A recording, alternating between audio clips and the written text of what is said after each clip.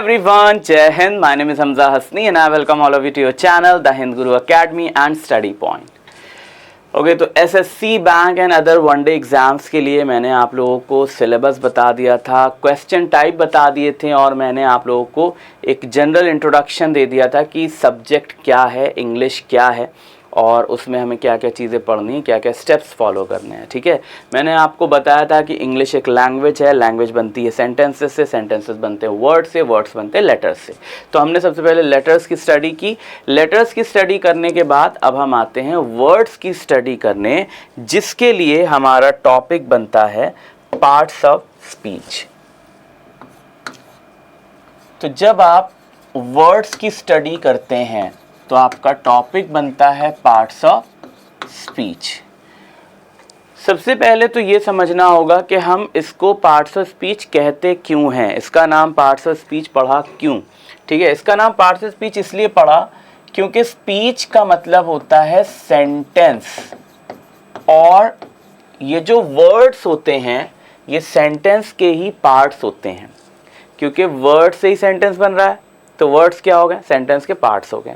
अब जब word sentence के पार्ट्स हैं तो ऑब्वियसली वो पार्ट्स ऑफ सेंटेंस यानी पार्ट्स ऑफ स्पीच कहलाएंगे। ठीक है, तो इससे ये नाम आया।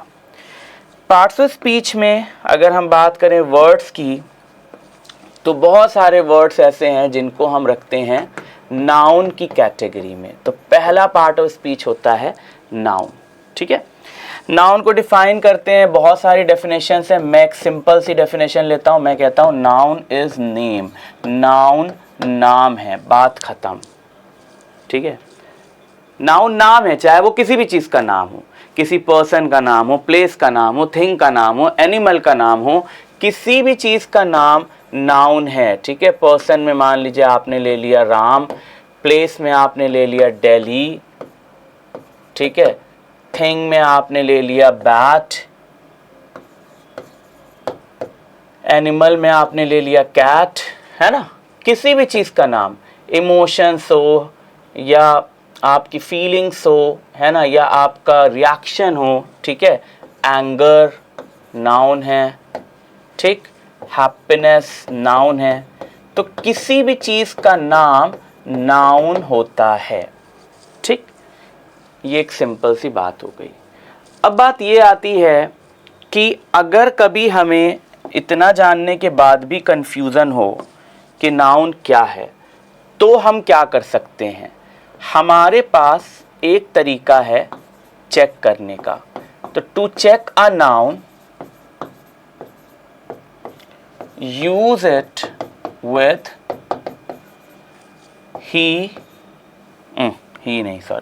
use it with his, her, my, her लिखने की जरूरत नहीं, his लिख दिया, her understood है, my, your, its, their, etc. इनका, उनका, मेरा, तुम्हारा, इसका, इनके साथ रखकर देख लीजिए। अगर सेट हो रहा है तो वो 100% नाउन है, और अगर सेट नहीं हो रहा है तो वो 100% नाउन नहीं है। ठीक है, ये याद रखिएगा। तो हिज, माय, इट्स, इन सब के साथ सेट हो जाए तो वो हर वर्ड नाउन होगा, ये मैंने आपको बताया है। Let us check.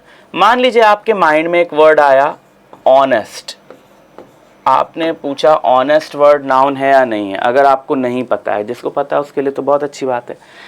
तो ऑनेस्ट वर्ड अगर आपको कंफ्यूज कर रहा है तो ऑब्वियसली पहले तो वर्ड की मीनिंग पता होनी चाहिए। अगर वर्ड की मीनिंग ही नहीं पता है तो फिर आप किसी भी वर्ड का सेंस, मतलब वो है क्या वो बता नहीं सकते, है ना, वो फिर काला अक्षर भैंस बराबर। तो ऑनेस्ट का मतलब क्या है, ईमानदार।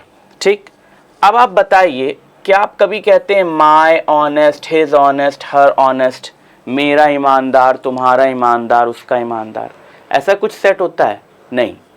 मेरा ईमानदार भाई कह सकते हैं, मेरा ईमानदार दोस्त कह सकते हैं, मित्र कह सकते हैं, लेकिन सिर्फ मेरा ईमानदार कोई सब्जेक्ट या ऑब्जेक्ट बन रहा है? नहीं बन रहा है, राइट। तो इसका मतलब ये ऑनेस्ट के साथ हम माय नहीं लगा सकते, तो ये वर्ड नाउन तो नहीं है, क्या है ये अभी हम आगे बताएंगे। ये यहीं पे सुन लीजिए, ये एडजेक्टिव होता है, ठीक है। अब दूसरा वर्ड हमने लिया ऑनेस्टी। ऑनेस्टी मतलब होता है ईमानदारी, ठीक है। अब आपको इसमें कंफ्यूजन है, आपने चेक किया मेरी ईमानदारी, तुम्हारी ईमानदारी, उसकी ईमानदारी, तो सेट हो गया।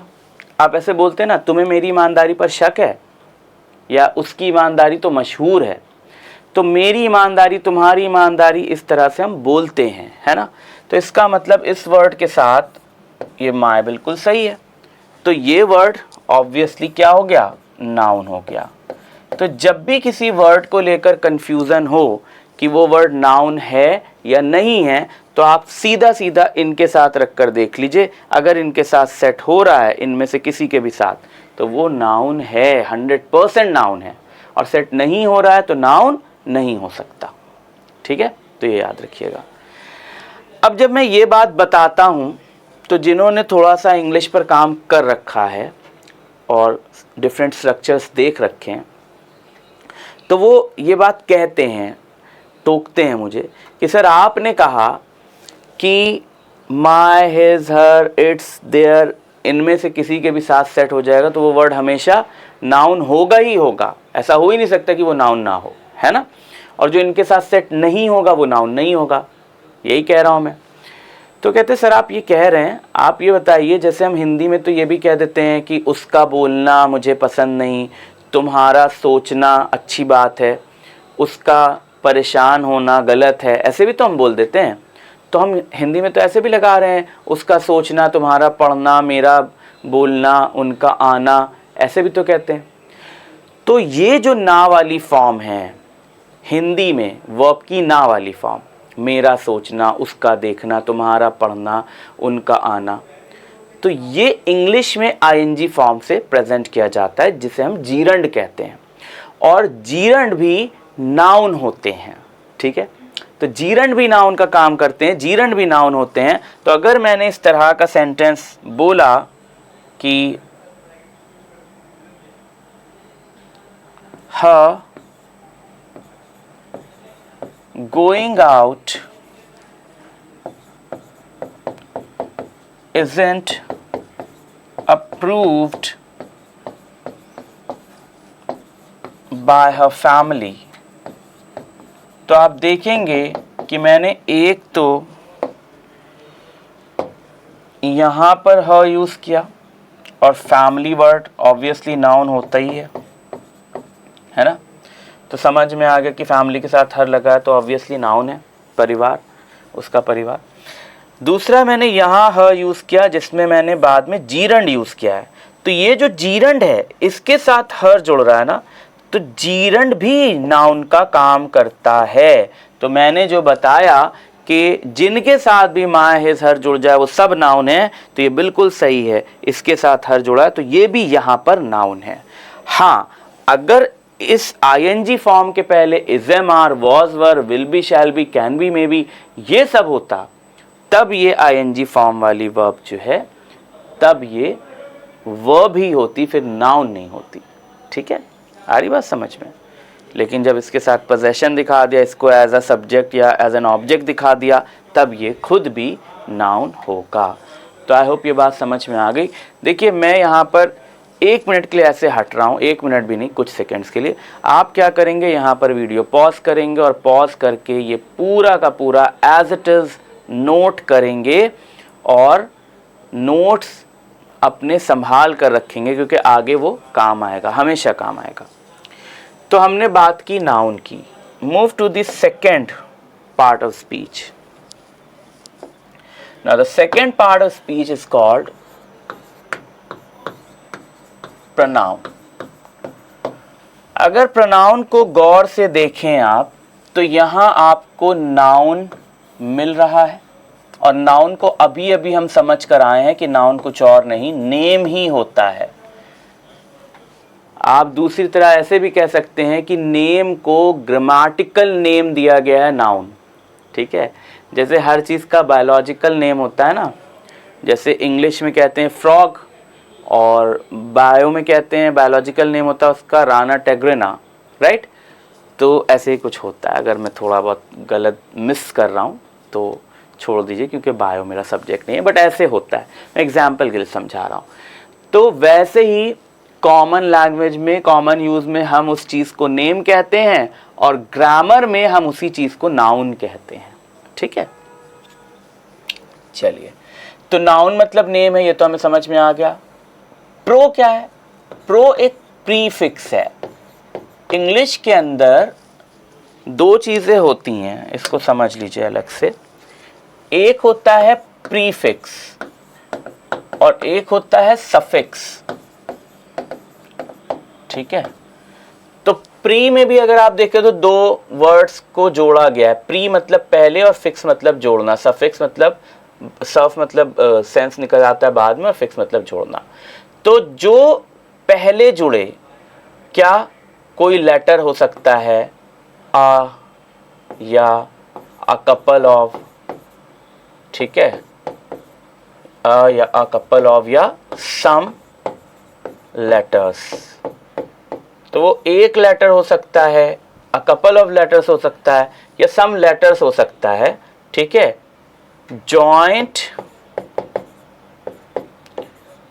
Before a word to change its sense. क्या मतलब हुआ? प्रीफिक्स क्या होता है भाई? प्रीफिक्स वो होता है जो एक लेटर हो सकता है, एक कपल ऑफ लेटर हो सकता है ना, या कुछ लेटर्स हो सकते हैं जो किसी वर्ड के पहले जोड़े जाते हैं और जोड़ करके उसका सेंस चेंज करते हैं, ठीक है।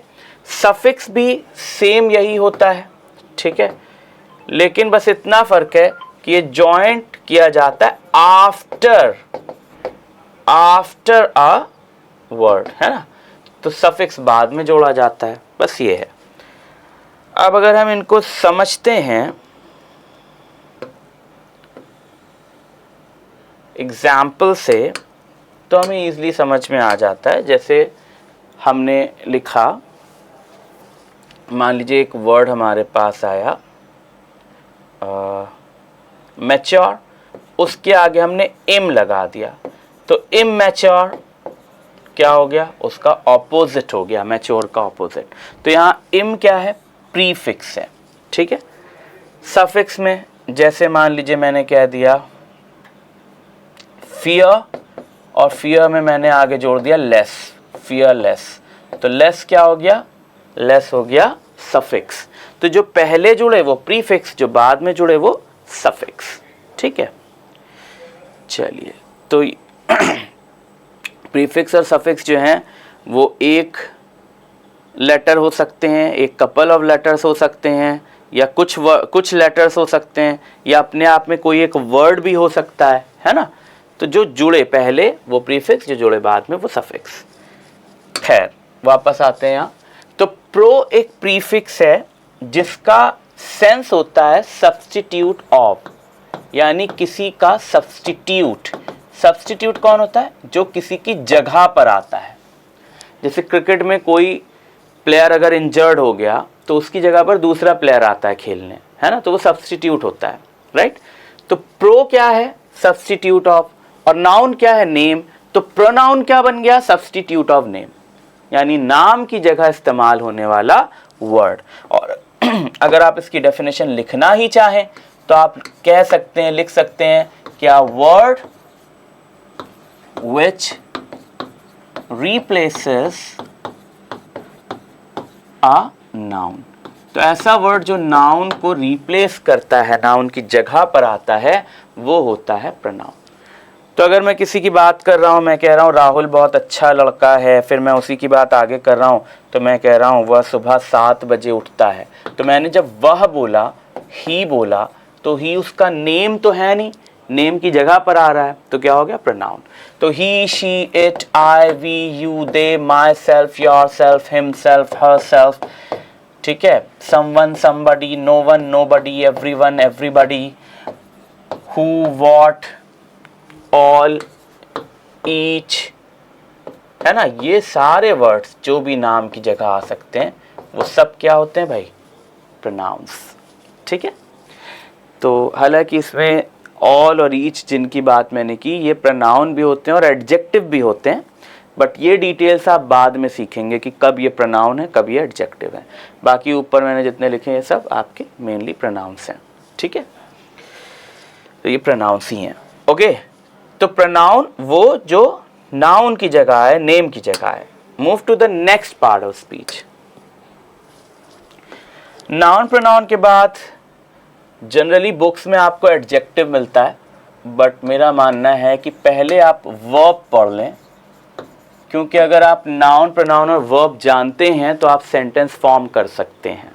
ठीक है, जैसे मैंने कहा राम मैरिड सीता, तो यहाँ 2 नाउन 1 वर्ब, सेंटेंस बन गया, है ना।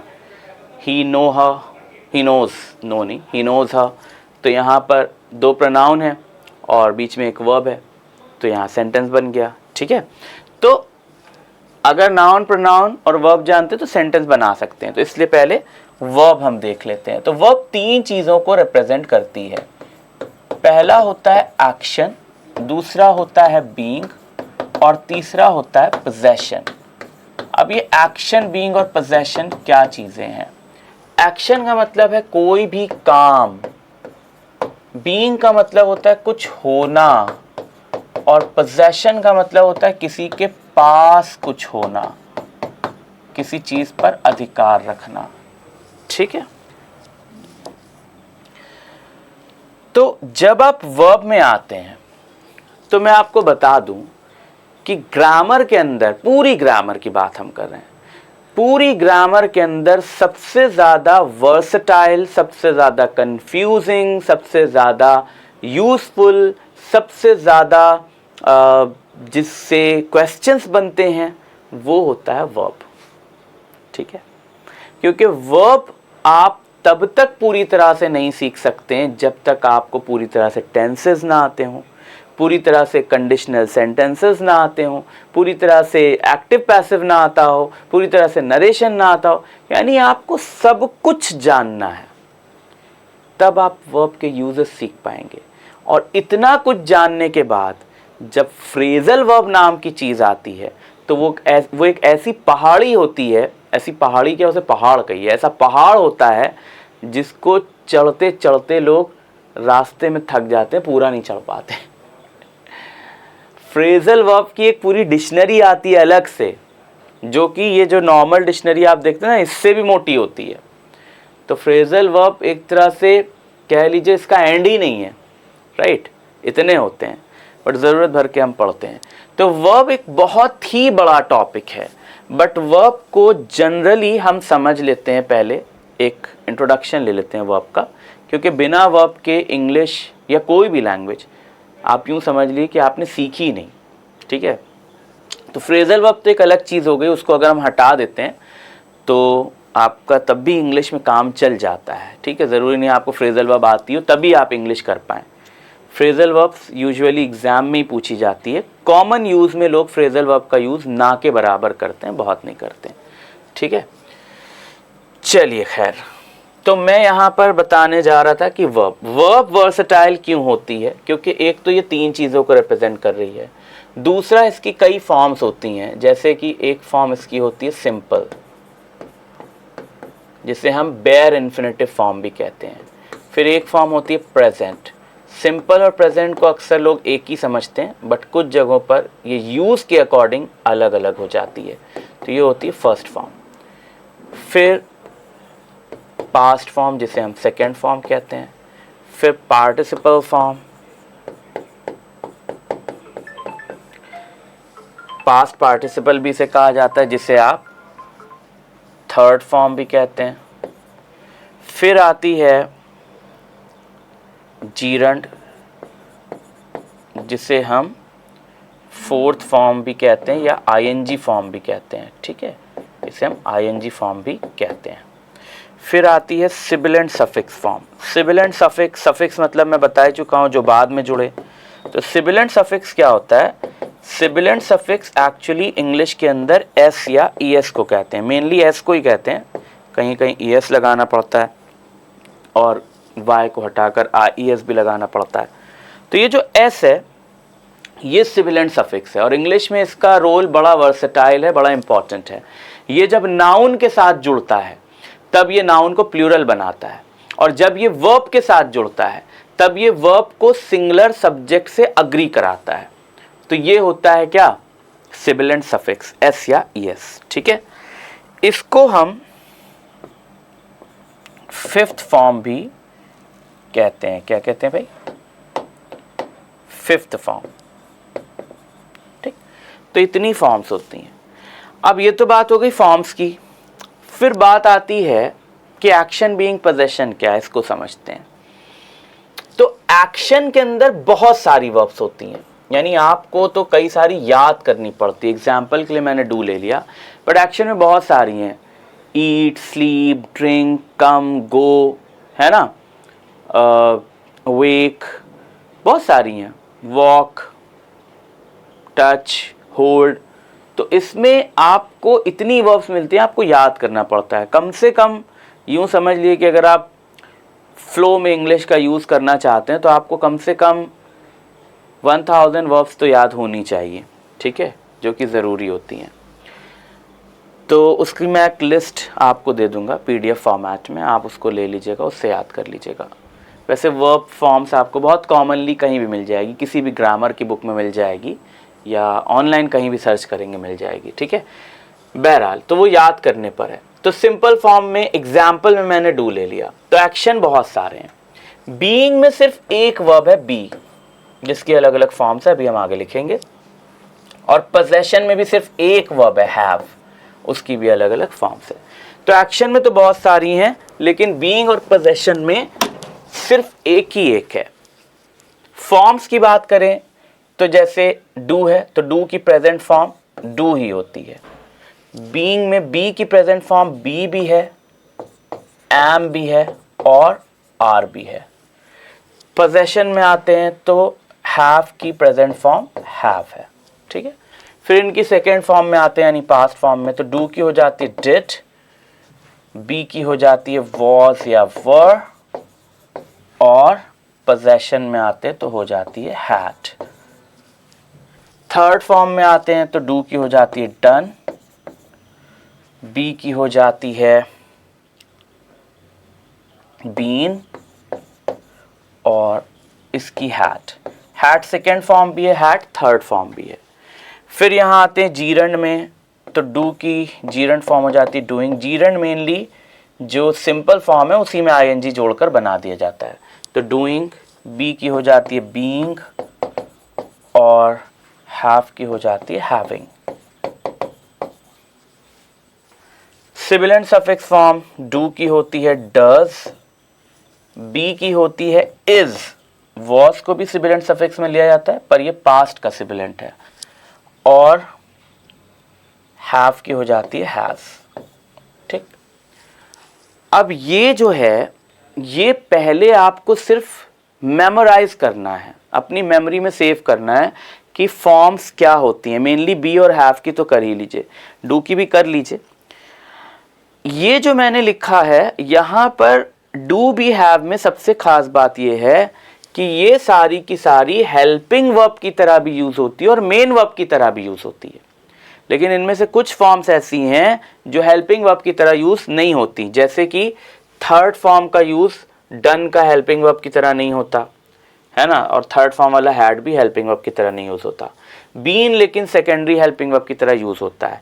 ये सब बातें हम बाद में डिस्कस करेंगे, कहाँ हेल्पिंग वर्ब, कहाँ वर्ब और क्या इनके यूजेस हैं। ये सारी बातें हम डिस्कस करेंगे बाद में जब हम प्रैक्टिकली इनको टेंस में देखेंगे। ठीक है, अभी हमें सिर्फ इतना याद रखना है कि ये इनकी फॉर्म्स होती हैं।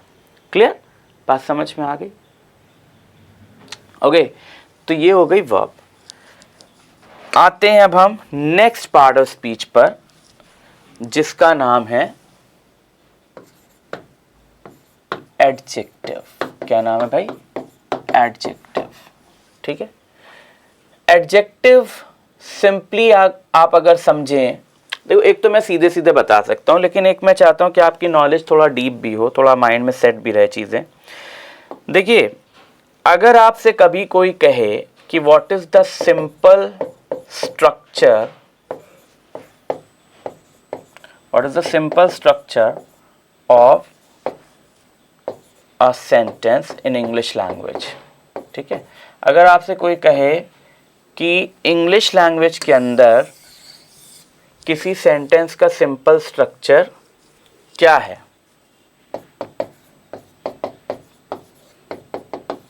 ठीक है, तो आप बताते हैं कि बेसिक स्ट्रक्चर, सिंपल स्ट्रक्चर जो होता है वो होता है subject plus verb plus object.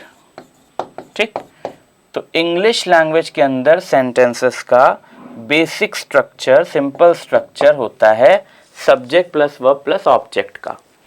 इस पर मान लीजिए हमने एक सेंटेंस लिखा, जैसे मैंने लिखा आई प्ले चेस, मान लीजिए मैंने ये लिखा, ठीक है, आई प्ले चेस।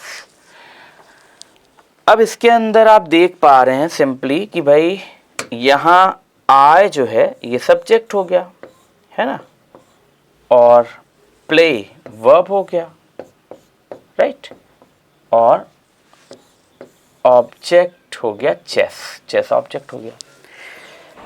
तो यहाँ एक बात तो आपने ये सीखी कि basic structure subject verb object का होता है। दूसरी बात आपको ये याद रखना है कि सब्जेक्ट या ऑब्जेक्ट सिर्फ और सिर्फ नाउन या प्रोनाउन ही हो सकते हैं, ठीक है, फ्रेजेस भी जो नाउन या नाउन की तरह काम करते हैं वही हो सकते हैं सब्जेक्ट या ऑब्जेक्ट, है ना। तो आप इन शॉर्ट ये समझ सकते हैं कि नाउन या प्रोनाउन ही सब्जेक्ट या ऑब्जेक्ट होते हैं, ठीक।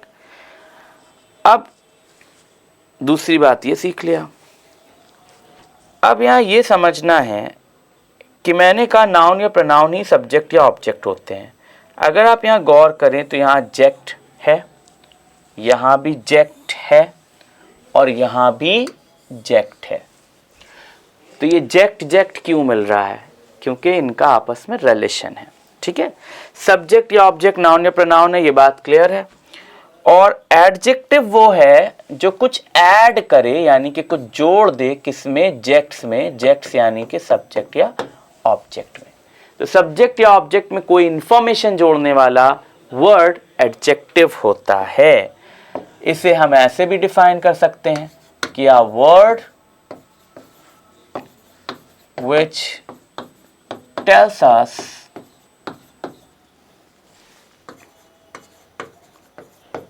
something about a noun or a pronoun। तो ऐसा वर्ड जो हमें नाउन या प्रोनाउन के बारे में कुछ बताए वो क्या कहलाएगा भाई? वो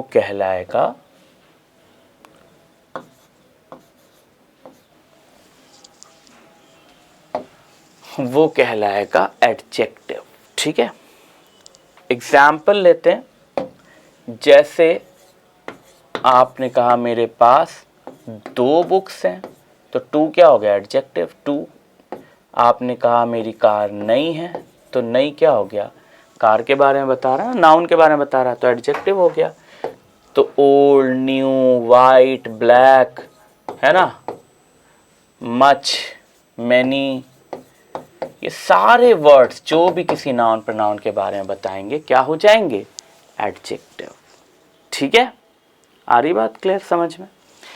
तो introduction to part of speech से आज के लिए मैं यहीं पर रुकता हूं, क्योंकि मैं चाहता हूं कि जितना आप पढ़ रहे हैं वो सब यहां सेव करते जाइए। Excuse me.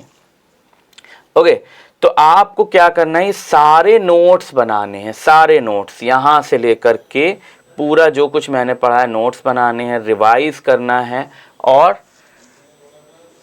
उसको जो है अभी प्रैक्टिस आप अभी कर नहीं पाएंगे, ठीक है। अभी मैं जब सारे पार्ट ऑफ स्पीच पढ़ा दूंगा, नेक्स्ट लेक्चर में ख़त्म हो जाएगा, तब मैं आपको नेक्स्ट क्लास में, नेक्स्ट लेक्चर में प्रैक्टिस करवाऊंगा हाउ टू आइडेंटिफाई इट। तो डेफिनेशंस तो आपको पता ही है सारी, आपको पता ही नाउन क्या है, प्रोनाउन क्या है, एडजेक्टिव क्या है, वर्ब क्या है, सब पता है। पूरा पता चल जाएगा। तो फिर मैं पैसेज लूँगा और पैसेज में मैं आपसे पूछूंगा कि कौन सा वर्ड कौन सा पार्ट ऑफ स्पीच है। तो वो प्रैक्टिस अगर आपने कर लिया अच्छे से, आप आइडेंटिफाई करने लगें, तो फिर इसका काम ख़त्म हो जाता है। फिर हम आते हैं सेंटेंसेस पर। ठीक है, चलिए मिलते हैं अब हम लोग नेक्स्ट सेशन में। तब तक के लिए बाय, जय हिंद।